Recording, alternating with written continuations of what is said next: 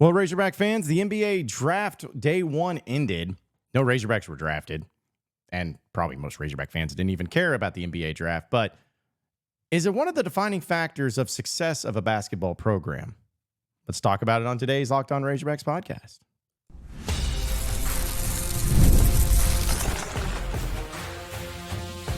You are Locked On Razorbacks, your daily podcast on the Arkansas Razorbacks.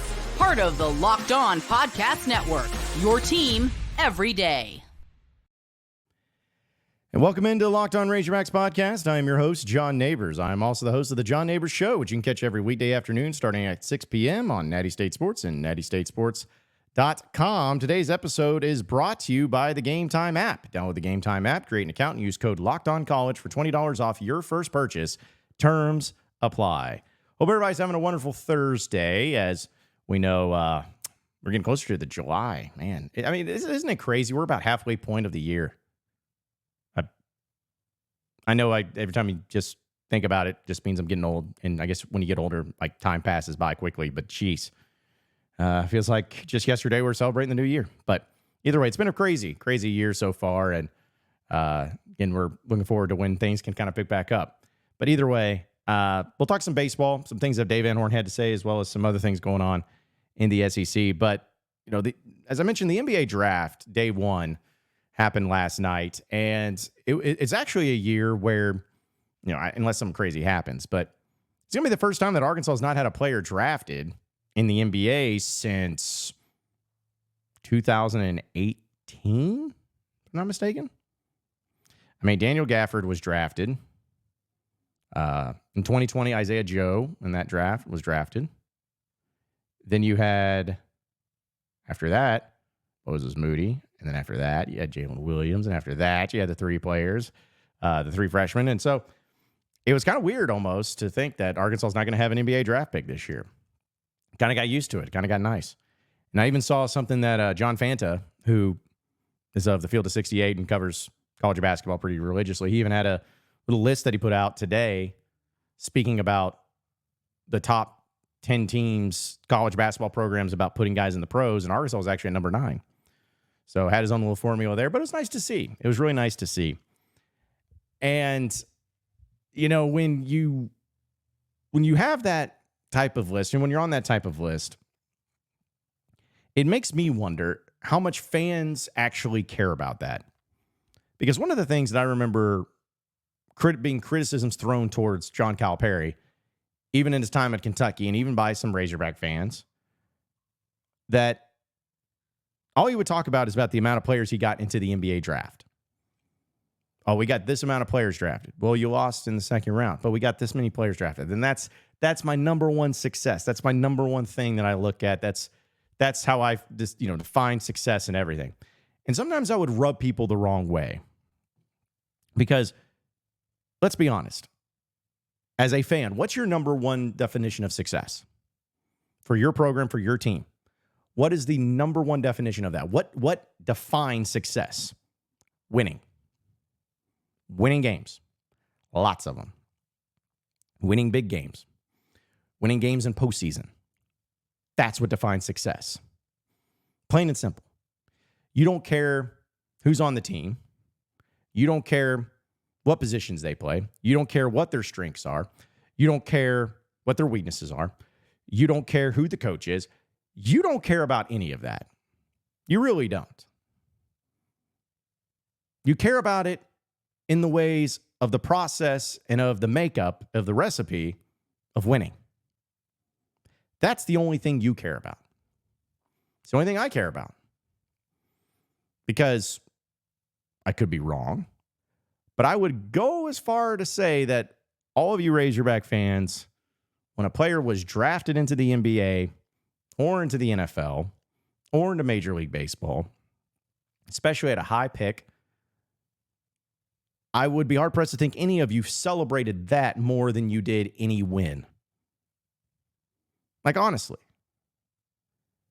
I don't think any of you would celebrate that aspect, as cool as it is and as great as it is. And it is something that is worthy of being celebrated, so don't get me wrong. But I don't think any of you celebrated that aspect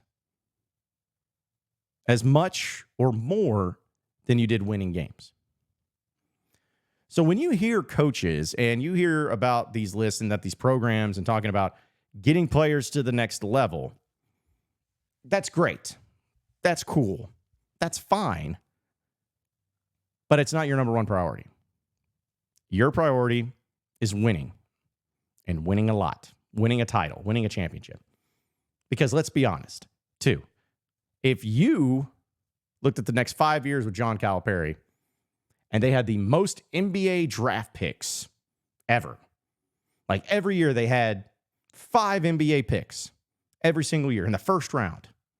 The starting 5 got drafted in the NBA every single year in the first round for the next 5 years. Breaking records, dominating the NBA, winning NBA titles, winning MVPs, all that stuff, and they all played at Arkansas. But every single year you lost in the first round of the NCAA tournament, you're really not going to care. It might be selfish. It might be a little harsh, maybe a little bit direct, but you don't care. I don't care. It's about winning. But that's for fans. That's for fans.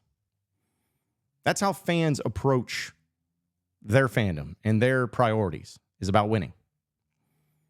Because let's be honest, if you won a national championship with the number one defense and a terrible offense, or the number one offense and a terrible defense, you wouldn't care.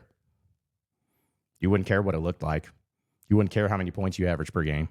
You wouldn't care about what the defense looked like. You wouldn't care about how tall somebody was. You wouldn't care about your free throw percentage. You wouldn't care about your turnover rate because you won a title. Didn't matter. That's how you define success. The rest of it doesn't matter. But for coaches, and then somebody like John Calipari, getting players to the next level in a way needs to be the number one priority for coaches. Now stay with me on this. Because some of you are being like, no, it needs to be winning. And I get it. But just stay with me on this. If you're Calipari or someone like Calipari, you are constantly recruiting. You are recruiting all the time. 24/7, 365. Everything you say, everything you do, everything you're about, everything is about recruiting, marketing, branding, building, keeping it going. That's what you're about. And it's all well and good if coaches talk about winning being the number one priority, because, again, it's true. It needs to be. But what do individual players, high-level players, the most talented players, what is it that they want more than anything in the college game? I'm not trying to say all of them, but the majority of them, those high-level players, they want to get to the next level. They want to win. Of course they want to win. But they want to get to the next level. They want to make a living. They want to make a lot of money playing a game that they really love. And they want to put themselves in the best position for that. They want that to be the priority. Because it can go hand in hand. You can look at it to where if you have the best talent and that talent is working really, really, really hard to master their craft so they can get better and to get to the next level, guess what? A lot of times that is going to equate to winning. Because they're going to be better talents. They're going to be better players. They're going to be better teammates. They're going to be very coachable. The things and the work that they're going to put in and the efforts they're going to put in as a collective unit will equate to that winning. So if you're Calipari, you need to be always, always, always saying, hey, my number one priority is getting guys to the next level. Getting guys to the NBA, getting them drafted where they can make a lot of money and make their families really happy and proud and take care of them and everything. That's got to be the priority. Because whether you want to agree with it or not, whether you want to see it this way or not, players are going to hear about it. They see the evidence already. They see how many players that Cal has put in the NBA, and it's inordinate. I mean, it's an extreme amount. He had players drafted in the first round last night. Like, it still goes on. So when they start thinking about places they want to go and play college basketball, why would they not want to go play for the guy who puts in more players into the NBA They wouldn't. They won't. They wouldn't want to. If John Calipari offers them a scholarship or offers them to come play, they're like, okay, well, this guy's he has the best connections. He knows what it takes. He knows how to get me there. So I'm going to go there. And when they do that, it's not like they're like, all right, I'm just going to put on cruise control. I'm here at Arkansas. I'm playing for Cal. I'm just going to wait my time, kind of go to practice sometimes, and just wait until the NBA comes calling, because that's not how they're built. At the end of the day, folks, these are still basketball players. And the NBA, especially, because there's so limited amount of spots and roster spots on their team and draft picks, there's only 2 rounds, they are going to be over the top analytical when it comes to who they decide to draft and who they decide to work on. So there could be a guy that's the most talented player in the world, but if they talk to coaches, if they talk to scouts, they talk to people, they're like, hey, he looks really good here in the combine, but it didn't perform very well there during the season in college. What was going on? Oh, he didn't care about college basketball. He just wanted to wait until the NBA. Oh, well, we're not drafting him. Like, it's not going to happen. So I get it's a priority for Cal. It should be the priority for Cal. And y'all should be, and I should be okay with it.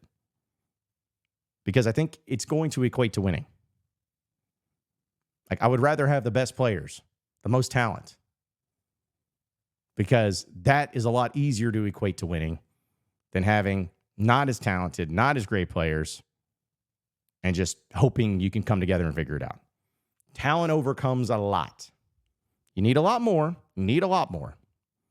Don't get it twisted. But talent can overcome a lot. And Cal, here at Arkansas, is going to have a lot of it. We're talking a little baseball and what Dave Van Horn had to say in his press conference here in just a second. But folks, I got to tell you about the Gametime app. We're always looking to go to games, right? To go to shows, concerts, everything like that. So when we do that, we have to have a ticket. And when we have to have a ticket, it's about buying the ticket. And there are multiple ways of buying tickets. But there's only one way that you need to buy your tickets, and it's through the Gametime app, because they're always going to give you the best deal. They're going to have an app that's going to show you everything you possibly need to know about your seat. They give you a viewpoint, a vantage point of where your seat would be and how your view would look. And they're always going to have the lowest price guaranteed. Or Gametime will credit you 110% of the difference. So if you find it cheaper anywhere else, they're going to credit you with 110% of the difference. That's how much of a guarantee that they're putting on it. They're going to have always last-minute deals, always flash deals, always zone deals. And they're also going to have ticket coverage, where your purchase is covered with the most flexible customer service policy in the ticketing industry. So take the guesswork out of all of the buying of MLB tickets or any concert tickets or anything with the Gametime app. Download the Gametime app, create an account, and use code LOCKEDONCollege for $20 off your first purchase. Terms apply. Again, create an account and redeem code LOCKEDONCOLLEGE for $20 off. Download the Gametime app today. Last minute tickets, lowest price, guaranteed.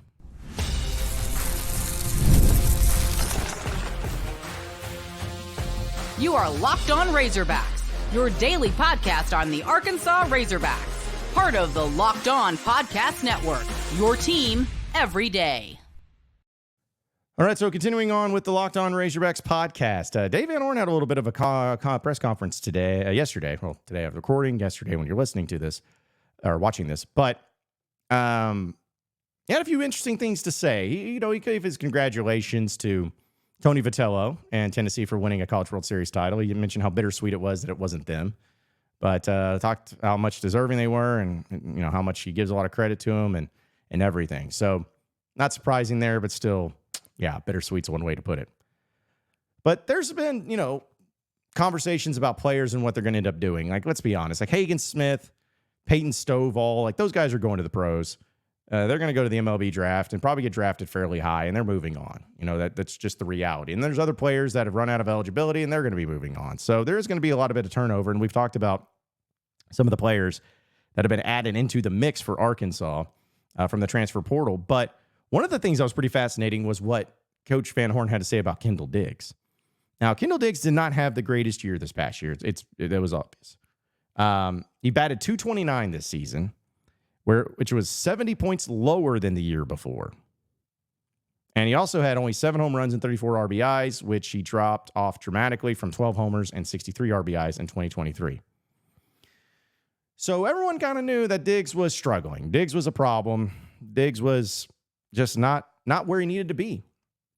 But Dave Van Horn was talking about Kendall Diggs and said that he's going to have surgery to repair a torn left labrum, which stems from the base running mishap during a March 9th game against McNeese State when Diggs slid hard into second base, as GordonHogSports.com.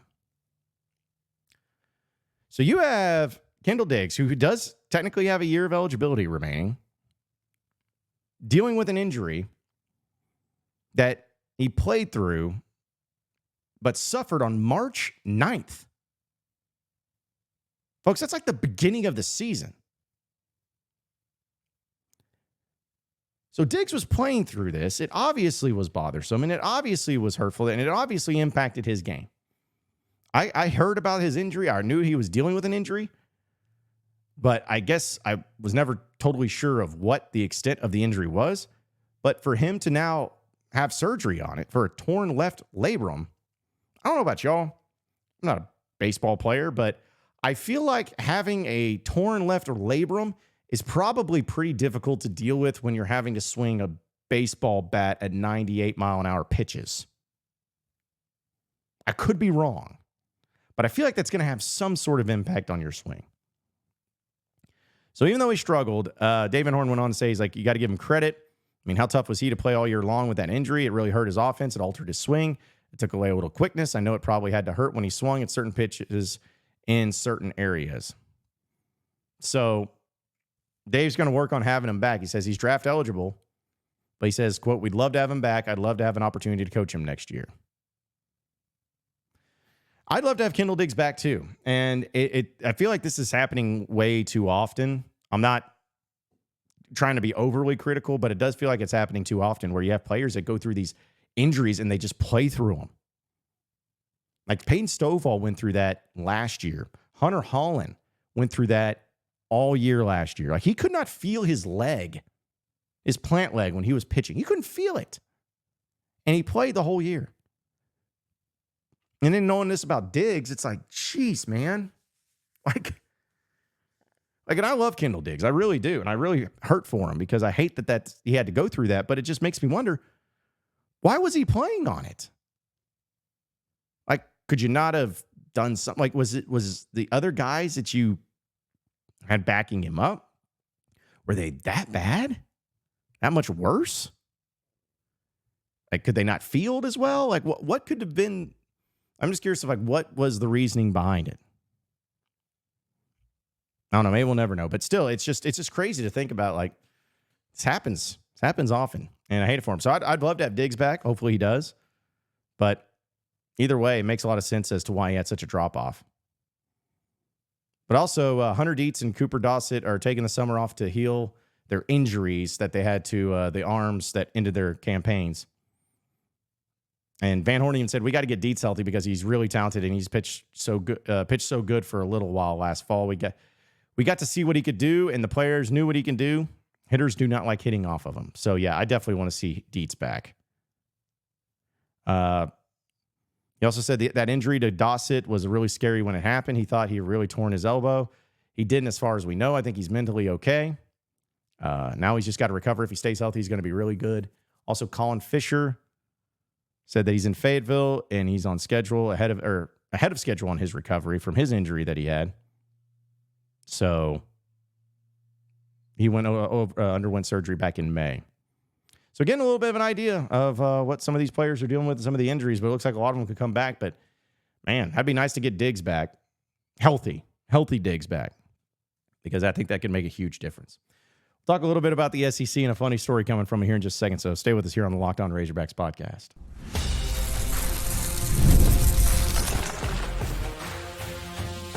You are Locked On Razorbacks, your daily podcast on the Arkansas Razorbacks, part of the Locked On Podcast Network, your team every day. All right, so final segment here on the Locked On Razorbacks podcast. We talked yesterday about the situation with Texas A&M and Jim Schlossnagle leaving Texas A&M to go join Texas, and how it was really kind of a, douchey move of him to do it in the way that he did it. So I'm definitely, I've already hated Texas, but I'm definitely hating Texas baseball because of that and because of him. So I'm not going to be rooting for him. He's kind of a Magoo. But either way, there was a really weird twist to that story. So Chris Del Conte, who is the athletic director for the University of Texas, when coaching searches happen, there's a lot of things that go on and go into place. And trying to figure out, okay, well, how do we communicate? Is it something we do through the agents? Do we do it through like one-on-one? How do we negotiate? Blah, blah, blah. Like everyone tries to think about things that could work, could not work, and trying to do it the right way. But it was reported that Chris Del Conte met with Jim Schlossnagle at a cemetery. A cemetery. That's not a joke. I'm like, that actually was happening. They met at a cemetery. And the reasoning behind it, I guess, was because Chris Del Conte was like, oh, well, no one would know who he was if there was. I'm like, you could have met at a dry cleaner, and I'm sure there could have been people that probably didn't know who he was. You could have met at like, I don't know, like a park in the middle of the day when everyone's at work. And like, people probably wouldn't have known who you were. There's just so many other places where, not saying that it would be a guarantee, but the likelihood of people knowing who you were would be pretty slim. Because I'm going to be honest, unless Jim Schlossnagle walked out there in his full baseball getup, I probably wouldn't even know who he is. You get so used to seeing him in those uniforms, it's like, I don't know. Kind of thing with like Dave Van Horn. If it wasn't that like I have seen and known Dave Van Horn for a long time, it's like, when he wears something that's not a baseball hat, when he doesn't wear a hat, it's like weird. I'm like, I don't know. I don't know if I like this. Anyways, but that's just like the most Texas thing ever. But hey, they have officially joined the SEC. I'll give them that because that is an SEC type of stuff. That's the good stuff right there. That is an SEC type of story. And that's the gift that keeps on giving. But seriously, I hate Texas. One more time, Horns, as Nolan Richardson said. Can't wait to root against them in every sport, especially baseball. Appreciate everybody listening in to Locked On Razorbacks podcast. Be sure to like and subscribe to the podcast on iTunes or on Google Play. You can also get after me on Twitter at John Nabors Show for any questions, comments, concerns that you may have. We'll keep it going from there. Same podcast time, same podcast channel tomorrow afternoon. Have a great day, everybody. We'll see you then.